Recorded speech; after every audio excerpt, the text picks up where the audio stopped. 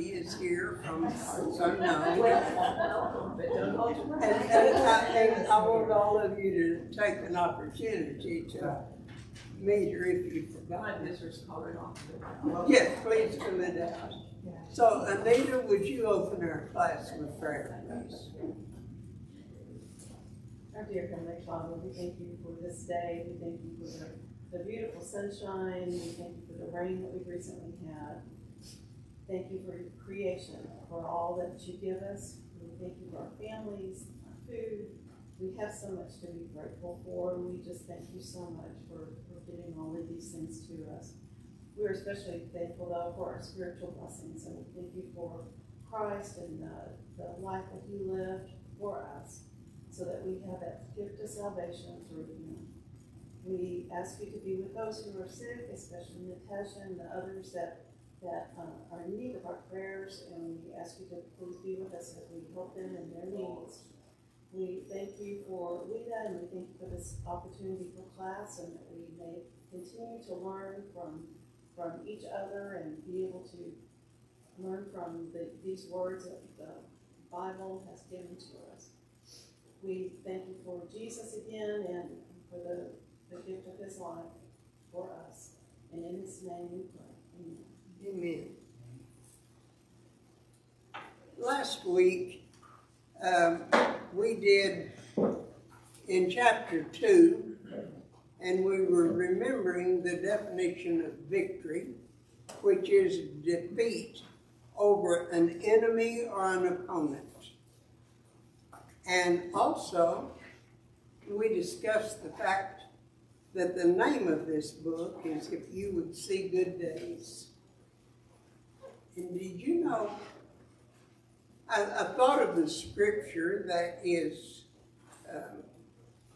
compatible with that says, all things work to good for them that love the Lord. And we think of that as though it's like this life, or like we will have good things happen to us if we love the Lord. Our good days should be preparing to go to heaven. Our good days should be those that are full of hope, full of the promise, thinking of what's next rather than what's here. And I was just thinking about that because sometimes really bad things in our life, we find out later work to good for us. That through it we either gained a perspective about wanting to go to heaven. Isn't that right, Joy? Don't nod your head, just bat your eyes. And it can be the effect that it has on other people through the example of how we handle hardship. But don't get in your mind that the good days or all things work together for good means that you won't have any problems in this life, because you will. And there is a phrase in this lesson today that if we get to it, I'll have more comments on that thing. Last week, we discussed this victory, this defeat over an enemy or an opponent, victory over ourselves. In my opinion, that's the hardest battle we fight. Our will surrendered to God's will. We think we are capable of handling so much that we forget to turn it over to God. We forget our dependence on God. And you know, I'm thinking of the Old Testament situation where the people came and pretended to be from far off, and instead they were a neighboring country that didn't want to be conquered. We have to keep in mind that victory is fought over ourselves, over what we fight our own battles, which is our will against God's. Now, I can't throw it to you. I think that would be, I might not. We're on page 23.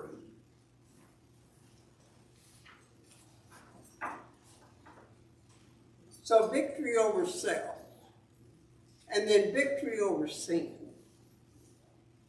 And ladies, I think a lot about this, because let's face it, most of us, other than Katrina and Laura, are a little old to have to fight many what we would call sins of our youth, or temptations of our youth. I'm thinking, now is the time we have to fight the mind, our thoughts, our attitude, our treatment of others. There's not ever a time we can give up. We all have sinned, all of us, not in the past. I mean, yes, we have it in the past, but we do every day. Our attitude, things we say, things we fail to do. And so I thought about that, a victory over sin. And then a victory, tonight we're going to study about victory over distressing circumstances. And while I was studying this, again, I thought about the fact in this little congregation here, we have so many that have serious illnesses or serious problems with health. And I have really been encouraged to see the way that this group has taken care of Natasha. It just sort of made me think, well, maybe I should go ahead and get sick. Look at what happens because you're there and she knows it. And so the name of this book, if you would see good days, how much better could a day be than this group that loves one another? So we need to keep those things in mind. We get too busy sometimes to sit and think about the things that we should appreciate. Victory over distressing circumstances, the bottom of page 23. And I'll just start in the middle this time. So Laura, if you will read that, let me see. Yeah, read down to the conquest must be one within the mind. It is inevitable that time will bring unfavorable circumstances which cannot be changed. Sickness, loss of loved ones, disappointments, and many other discouraging situations. Though we cannot choose what happens to us, we can choose how it affects us. At such times, we only have two alternatives. Either to adjust ourselves to the circumstances or ruin and embitter ourselves by rebelling against the unalterable. If we do not learn flexibility, we are destined to many miserable days. Some are inclined to rail against God for allowing distresses to come, but death, pain, suffering, and other heartaches are common to all mankind, both saint and sinner. We can either face them with God or without Him. And the person who stays on God's side has helped to bear his heartache and to adjust to the inevitable. Let's repeat. We cannot choose what happens to us, but we can choose how it affects us. Why fret thee, soul, for things beyond thy small control? But do thy part, and thou shalt see. Heaven will have charge of them and thee. Sow then thy seed, and wait in peace the Lord's increase. So, tell me about how you feel about this victory over distressing circumstances. I don't know about y'all, But sometimes I'm just in a feels about something that's happening or something that's going on or something. And what do we allow to distress us? Do we allow the cares of the world to choke out the very feeling of dependence and confidence in God that we should have? Because I know sometimes I worry and fret about things within the family, not Natasha. And then suddenly I think, well, have I talked to God about this? Is this, am I going to be able to handle this? And when we did classes in the agency, we did classes for women that were on probation, trying to give them some kind of a insight better on life. And you couldn't talk to them about prayer because they didn't know what you was talking about. But I'm going to tell you, one of the things we taught was this: if there is a problem, the very first thing you ask is this my problem? Is this a problem that I can change? Is this a problem that I can affect? Is it my problem? And if it's not my problem, is it any of my business? I know daughters-in-law that would talk about their mother-in-laws meddling in their business. So where the thing that taught me was I wasn't going to be one of those. Don't ask me about Eric and Natasha's business because I don't know. But how often, because our kids are in a squabble and we're going to go fix it, and the daughter-in-law resents it, or the son-in-law resents it, what do we do? What are we doing? What do y'all think about this? About this distressing circumstances? What does that mean to you? Anita, what does distressing circumstances? What's an example to you of a circumstance that could be distressing? In our life, it was family. It was, children that aren't following the word, God. And I think you hit it on the head. We give it over to God, let Him take care of it, and just know that we do the best we can on our end, but still follow Him, but let Him have the problems. So. And it's so hard to do. It's very hard. You lay at night and you think and you think and you think. And cry and cry and cry. Exactly. Because there's, it's very personal, it's very emotional. And try to fix it. And it can't be, you can't fix it. Catherine, what do distressing circumstances mean to you?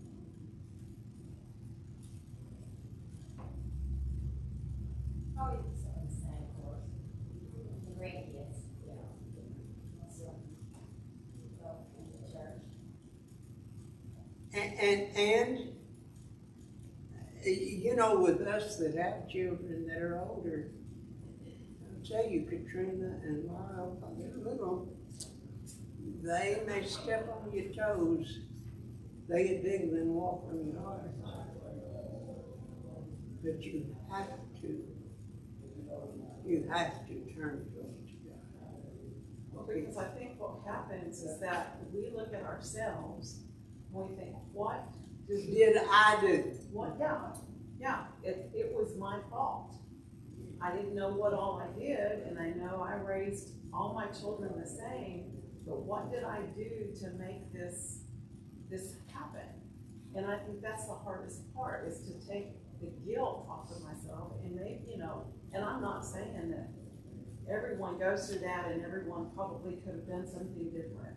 but there's a point where you have to say, I can't anymore. I've got to get, because that child is God's child also. And I have to let him take care of that. And, I think that's part of it too.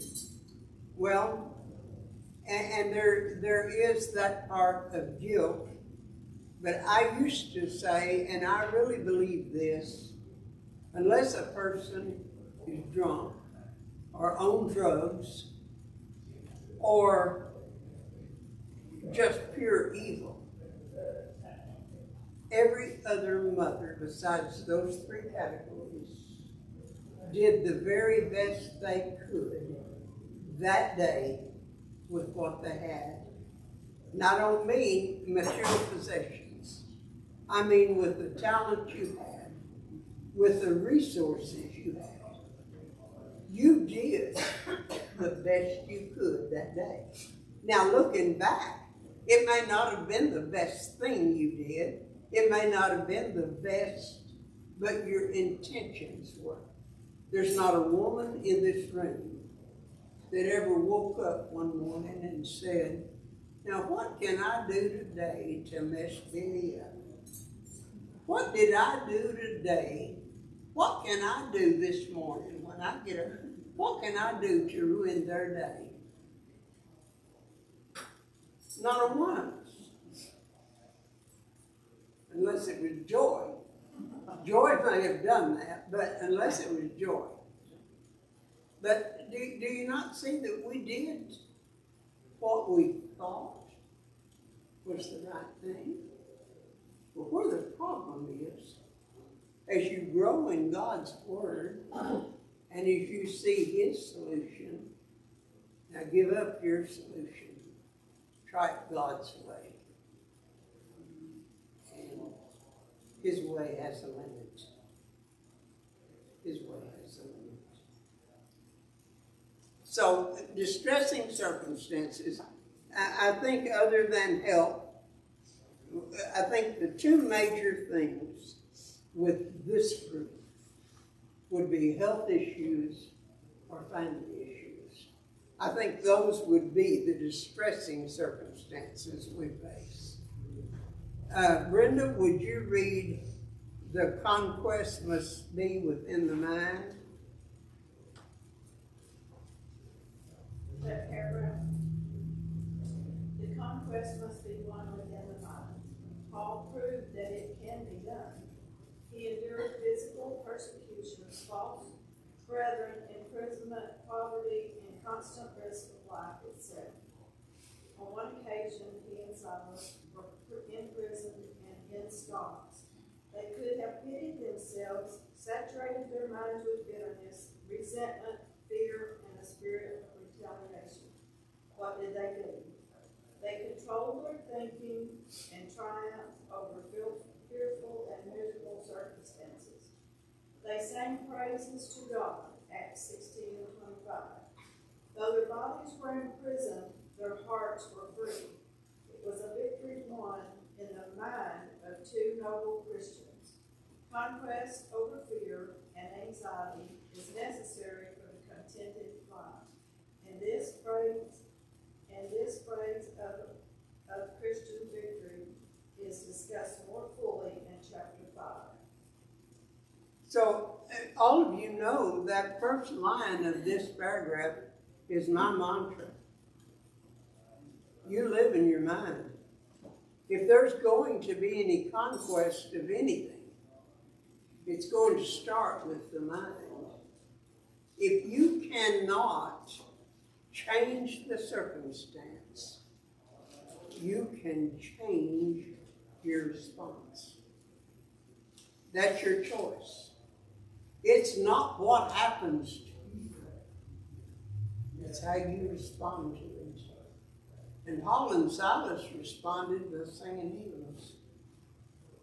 What do we do? What do we do? When things are going bad for us, is that a time we're drawing closer to God? And I'll tell you, there's a couple of us in here that are getting old. or something like that. When you are dealing daily with pain, with sickness, with things you cannot control, your mind turns inward. And it turns in to me, I. And it's a dangerous time. And I speak that from experience. You really got to get out of yourself. You're going to lose what you've worked for all your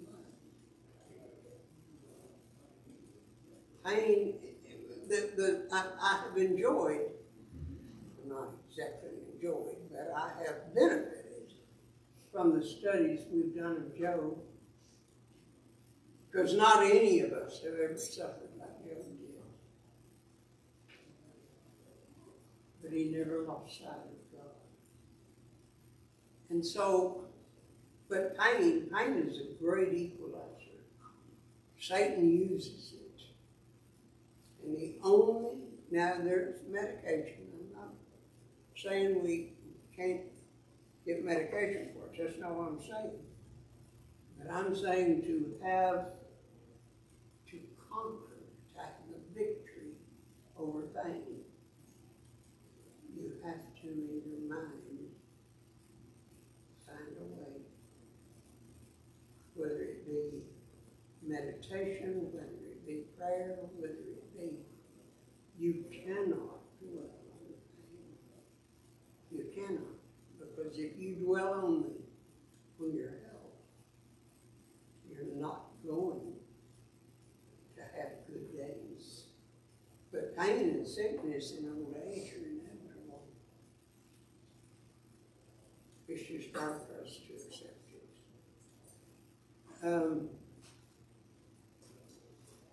Deshay, can you read? Mm-hmm. Do that next down to the end of the first sentence on the next page. Okay. Adversity can contribute towards spiritual growth. Only Christianity teaches man how to do this. Just as the Japanese make beautiful creations from dirty and ugly roots, so from very unpleasant situations we can pluck a gem, a treasure to enrich the remainder of our lives. Trials can draw us closer to God and capture and adjust our sense of values.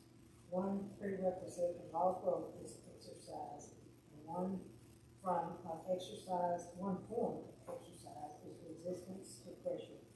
If you have a teenage son, you are probably familiar with the exercise of weightlifting. Muscles grow big and strong by resistance to pressure, and with added pressure there is greater strength. With new strength comes the ability to lift still heavier loads. This is one of the laws of life. And I'll say from that reading, one thing that struck me was, if you have a teenage son, you're very familiar with pressure. If you have a teenage daughter, you're more than familiar with pressure.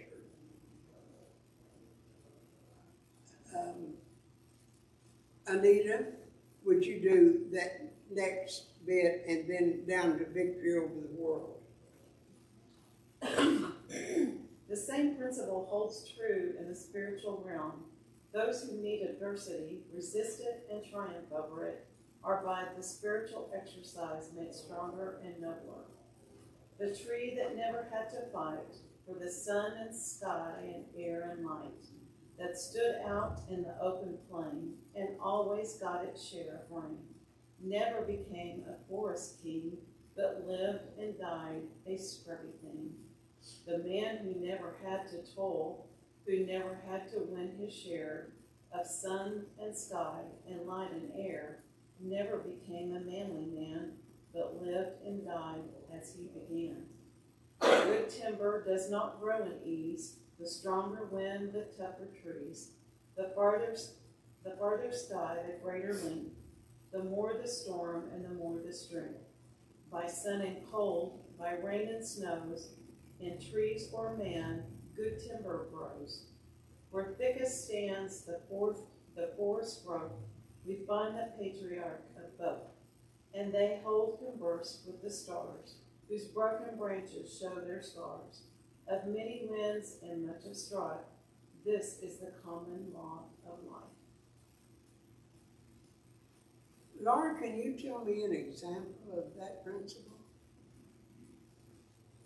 The poem and the whole exercise thing. The whole thing here about the adversity and spiritual growth, or any kind of growth. I just think this whole thing stuck out to me in my mind when I was reading this, because I do exercise, I haven't lately, but I did exercise a lot. And when you do this, you're literally breaking down your muscle. So you're making it worse to make it better. And so that just stuck out to me. I don't have a specific example, but when we go through the pressures and we go through those situations in life, we're broken down. Now, if you exercise wrongly, spiritually, if you handle it wrongly, you injure yourself, you injure those muscles. But if you exercise the correct way, or if you handle the adversity the correct way, you come out of it the other side stronger. That was kind of what I took from this whole section. Katrina, did you have a thought on that? Well, I was thinking about the verse, and then I was trying to find it, where it says, now I don't even remember who it was, but they were literally beaten and whipped for preaching Jesus, and it says they went away rejoicing that they were counted worthy to suffer for Christ, and how going through persecution actually made them stronger. When you think of the persecution, you think of the early Christians, and you think of the persecution they were undergoing. And then it said they went everywhere preaching the word. They didn't go everywhere so nobody would know and persecute them anymore. They went right out inviting the very thing they were being persecuted for. But Tammy, do you have a thought on this? Well, one of the things I was just thinking of, if we don't go through trials and tribulations, we don't know what the good or what the outcome can be, other than what we've been through. So, I think it's real important. I know there's people that I've known in the church that would speak of situations going on because they weren't unfamiliar with it, because they've never been through those trials and tribulations. So it was uncanny as to how someone could possibly go in that direction. So I think we have to be real careful not to place judgment or for others that are going through things unless we've been through it. We can't understand it, and I think that's one of the things here. If we've not had trials and tribulations, we don't understand. And I will tell you what I thought of on this, but now let me preface this by saying I fully understand that throughout time the young people are going to the dogs. I mean, everything about the young people. But I'm going to tell you, this no resistance, this absolutely never having to fight for anything. We have a whole nation full of young people playing video games whose parents just hand it out. And they may complain about it. I don't think Johnny's ever going to leave home. Why would he? Laundry done, the bed made, the meals prepared. No rent, no responsibility. Why would he? You know? But we have a nation full of people, and it was a case of their parents had some difficulties. And I don't want my kid to have to go through what I went through. It's not the first time this has happened. But that thing in our mind, it used to be, y'all remember, I'm really old. And it used to be, you graduated high school, if you graduated at 18, you were out. You better have a job and a place to go. You think I'm kidding? I'm not. That's how it was back then. But the other part of that was they couldn't wait to get out. Eugene, you know that's the truth. They couldn't wait to be on their own. Hoeing peanuts was not any fun. Do what? Hoeing peanuts was not any fun. Absolutely. Or hoeing cotton or pickling cotton or milking the cows, whatever they were having to do. And so they went out and they made a better life, and they didn't want their children to go through any of this. It's not the first time we've had this cycle. But that's what I thought of. Anybody else got any thought on this? Jeannie, can you read? If you will do the down through conquest over sinful pleasures, but wait just a second. Katrina, would you get John 16:33 and 1 John 5:4 and 5? And when you get to those, Jenny, stop and let her read them. Victory over the world.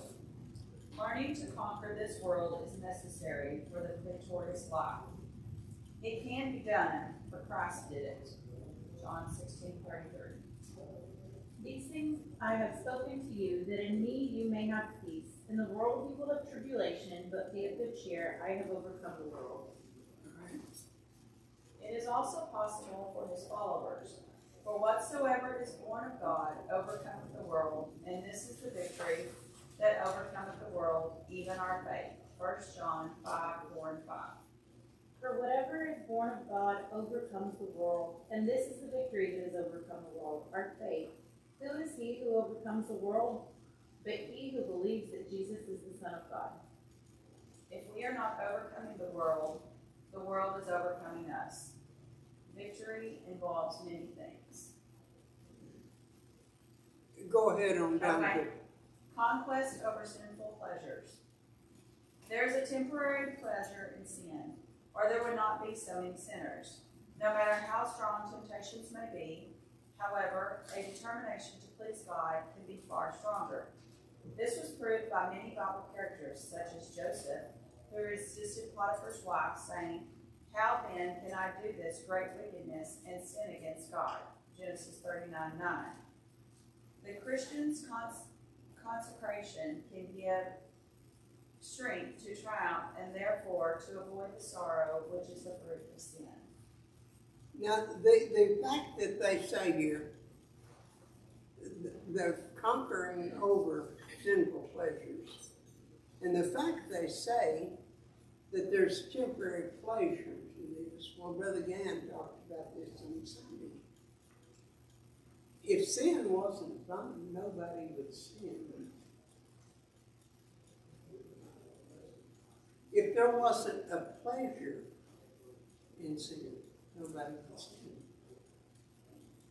If there wasn't a pleasure in money, no one would lust after money.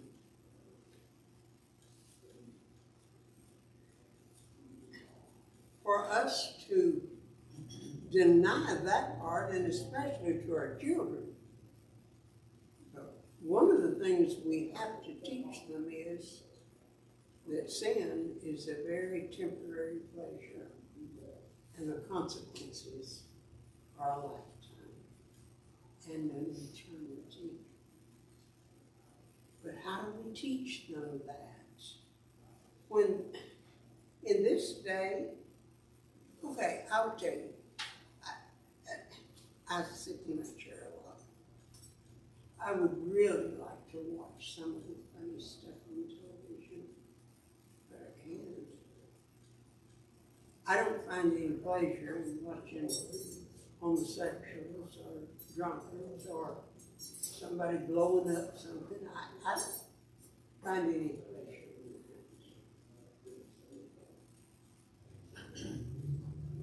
But that's what our kids live in all the time. Now, I believe it was in the school, maybe where your kids were, that some little girl was talking about sex all the time. Katrina, was it at Dillon? Where was it? It was at academic, yeah. The Okay. little girl in Bentley's class. Yes. They finally got her, well, they finally sent her back to Stephen, but she was a transgender. But yeah, it was a hot day, what they were hearing from the school. It was really bad. And this is the thing. If you're not teaching your children, believe me, somebody will. They'll hear stuff at school that is so far from the truth, so far from what is accurate, so far. And we think we're protecting them by not teaching them. We're wrong. Because they're going to hear it somewhere better. And the sad thing is, it's not just one of the kids. You know, I heard today on the news that a teacher had given a kid something, you know, a drug, and inspired. So it's not just from kids you've got to teach it. We teach our children to respect adults, but it's not just kids. That's true. And y'all know I'm a great one for these political cartoons. If you get any, send them to me. I like that. But there was one today that I thought of in connection with this lesson. So a boy comes home from school, and his mother's in the kitchen, and she said, "What did you learn in class today?" And he said, "My teacher said it was none of your business." And in his backpack there was he said, "My teacher said it was none of your business," and I knew the shape. And he had this transgender thing in his backpack. And I thought, you know, we used to think that the only thing we had to worry about was what kids on the playground told our kids. Now you better be wondering what the teacher's telling you. And I'll tell you, if anybody kept up with that last year in Fort Worth, Texas, that's right on our doorstep.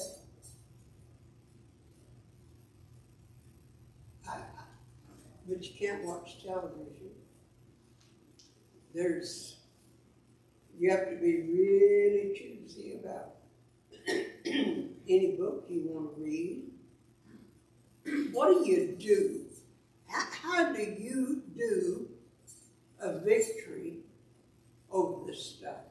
So what do you do? You know, Billy and I we're far, far, far from perfect parents. We make lots and lots and lots of mistakes. But one thing we always did with our boys was no question was ever off limits. I mean, if they had something to ask us, if they were worried or concerned about something, and we taught them that from little bitty. If somebody says something to you and you're not sure about it, you come to me. I'm not going to be angry. I'm not going to, we're not going to fight about it. We're going to figure it out. We're going to figure out why it's right or why it's wrong. And we still do that to this day. We gather around the kitchen. We're always in the kitchen. We're sitting on the island. Everybody jumps up on the countertop. I mean, we talk about everything. Nothing is off limits. And I just think that's part of what we've lost. Parents don't talk to their children anymore. They leave it to somebody else to teach them. And yeah, we're secondary. And if you're not first to combat those things, then you're going to be last. And the other thing was, when they got out of line, we were not afraid to discipline our children. And you can ask Garrett, one time him and his little friend decided they'd have a cigarette, and I sat them down, I sat him down. That little boy thought, I'm not ever coming back to your house, and I was just fine with that. But he knew what my stance was on it. And, you know, it's those kind of things that you can't be afraid to talk to your kids. You can't be afraid to hurt their feelings, because we have experience for a reason. And if we don't share that with our children, if we try to make them think that we're perfect and that we've never made a mistake, I mean, when they mess up, I'm always giving them examples of myself. I've been there, I've done it, I've seen it, I've experienced it, and I think that's part of what we've lost. I do too. I do too. And the fact that our parents are the ones that have generated this school thing. It was a time, remember, I'm old. Math, history, social studies, English, or language, or something. Now, no, we have to do all of this social stuff because the parents didn't want to. We have to put sex education in school because the parents didn't want to. We have to have all of this in school. I have a rounded student. Somewhere they lost reading, writing, and arithmetic and have gone totally social. Ladies, our time is up again. So mark it. That's too bad.